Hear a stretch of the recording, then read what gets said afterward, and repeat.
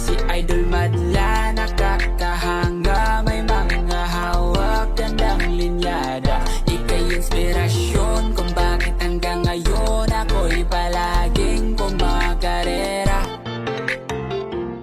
This is it mga kalapatids. Mamaya sasakay na natin yung ating si 04 na live sa 6 laps derby. So apat na nga yung naligtas niya na laps. So meron pa last 2 laps. So mag-e-entry na naman tayo mamaya. At magsasakay nga tayo yun sa may pulilan. So ito yung gagamitin natin T-Box. Yan.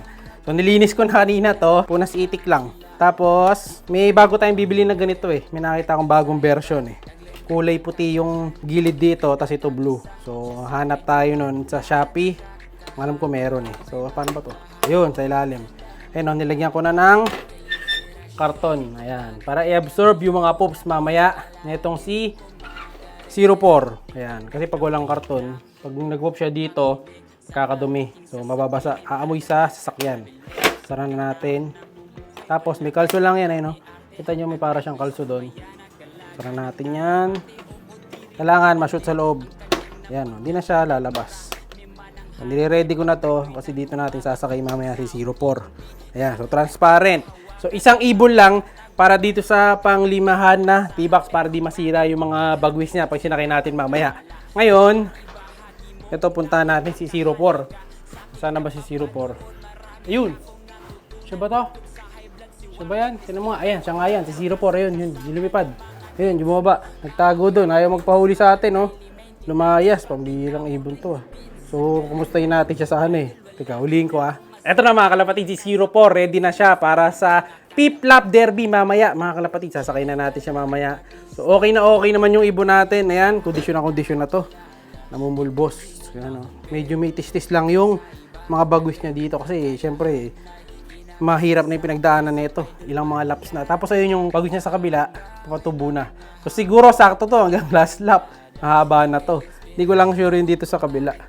Ayan, sa kabila, kulang siya ng isa. Ito, sumisilip pa lang. Ayan, oh. Yung pang number 6. 6 ba to? 7. 7, 8, 9, 10. Hindi, tama. 6 nga. 6, 7, 8, 9, 10. Tama. Kasi ayan, kita nyo yung itsura niya. Talagang mukhang hindi siya papahuli ng buhay. Walang senyalize ng sipon. Walang senyalize ng one eye cold. Then yung mata niya, oh. Orange na orange.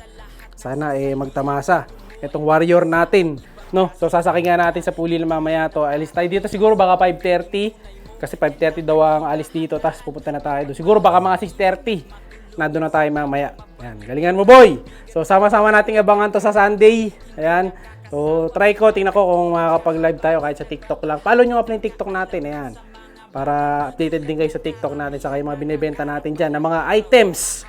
Ngayon ito, balik na natin kasi baka ma-stress siya. No? So sakto-sakto to mamaya sa cage. Eh no, nagwawala mga kalapatid. So talagang hindi siya papahuli. Yan, okay, labas na, yun no?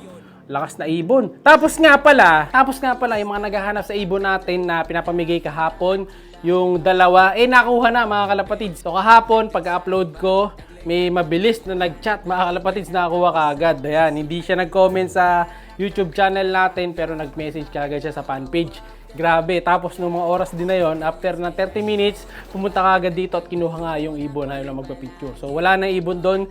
Papakita ko sa inyo doon sa baba, pupuntahan natin. Tapos may nagpunta daw kanina dito, kaso sorry po dahil wala na yung ibon, nakuha na mga kalapatid. Paunahan talaga yun. Basta abang-abang lang kayo, kaya panoorin yung buong video. Minsan sinisingit natin yan yung mga papamigay ko. So malay nyo, pamigay ulit tayo. So actually kahapon, 3 ibon yung pinamigay ko, no? 2 puti, tapos isang red bar. Ito nandito sa labas, punta natin.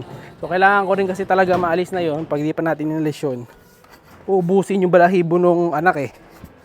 Kaya sakto may kumuha din kaagad kahapon.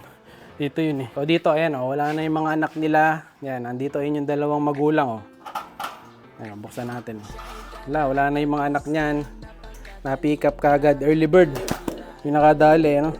So meron na siyang bagong pang-sitter na mga ibon. Ayan oh. So gusto niyo na pang-sitter na ibon, eto maganda to, giant pigeon. Ayan oh. So malakas magsubo. So hindi mapapabayaan yung inakay, hindi mababansot pag ganito yung ginawa nyong sitter. Ayan, ito yung babae. Ito yung lalaki, yung anak niyan, wala na dahil pinamigay na natin kahapon eh. Ayan wala nang anak. So tanggalin na pala natin yung ano niyan, yung pugad. Dahil hindi na natin kailangan ng pugad dito, alisin na natin para malinis na natin mamaya. mababad natin sa sunrock yan. So wala na, malinis na. Dito din wala na yung anak. Yung pula dito na anak nila, kinuha na rin nung nagpunta dito. So bali 3 ibon yung nadali niya. Kasi yun nandito, gustong gusto daw niya, subscriber natin sa lahat ng mga social media, followers. Kaya binigyan na natin. So itlog niyan, 3. Kasi yung isa dyan, pasiter natin, papalitan natin yung isa soon. So ayan mga kalapatids, wala na tayong inakay dito. So soon baka may pamigay pa tayo dito. Magabang-abang lang kayo. Yung pasobra pa naman tayo mga ibon. Tapos ito may dalawa pa nga akong pula dito. Ganda oh. Malay nyo, pamigay ko din yan, no? Basta comment lang palagi, ayan. Kaya kita nyo, isang puti, saka itim. Pero yung anak nila, pula. Hindi ko alam bakit naging ganyan, bakit naging pula. Siguro yung original na itong puti na to, galing siya sa red bar. Kaya ang nilabas mga pula, ayan, no? Isang red bar white flight, saka isang red bar na may pagkakonting kidlat sa mata. Ayan, o, malay nyo, mamigay pa tayo dyan. Marami pa naman tayong sobrang ibon. Dito wala nang laman to. Ayan, o, lilinisin ko muna. So, bababa ko kasi to. Ayan, o, dalawa na to. So, kung ibababa ko, itong binigay sa atin ni Idol Youngstown na hen, stitch. Tapos ito, yung bago nating ibon dito na itim, na Bandemerwe, Bandenbroek. Ayan, o, lilipat na rin natin to sa baba. Pag nagpares sila, pahinga natin. Medyo siga kasi itong yung hen Kaya magpares. Try natin ibuksan. Kung magpapares sila. Ayan, tingnan natin. Mukhang hindi. Ayan, ulitan lang muna natin yung butas. Pares na. Ayan pares na kaya to. Isang itim, saka white flight. Nagpares na. Okay na to. Balik ko muna to. Pero hindi natin bubuksan ng todo. Ayun, mukhang okay na, di na sila naghahabulan Okay na sa alright yung dalawang ibon natin na yan. Basta abang-abang lang kayo, marami pa tayong pamimigay, So comment lang kayo palagi, syempre 100 giga siya, lagi nagko-comment. And then, mamaya, kita-kits tayo na may pulilan, maglo-load kami, si Madlato pala. So sana makauwi lahat ng ibon natin, sa mga tropa natin sila, Dabber Cats, kung sasakayin sila mamaya good luck sa inyo. Dito, ito, sa mga gusto naman ng Nokma. Ayan, baka may pamigay din tayo dito sa ating mga alagang Nokma dito. Ayan meron tayo mga Old English Bantam. Ayan, Old English Bantam yan, mga kalapatids. Na-breed na natin, marami-rami na sila. Ito pa, may 3 pa dito. Kaso yung lalaki, syempre maiwan sa akin yan.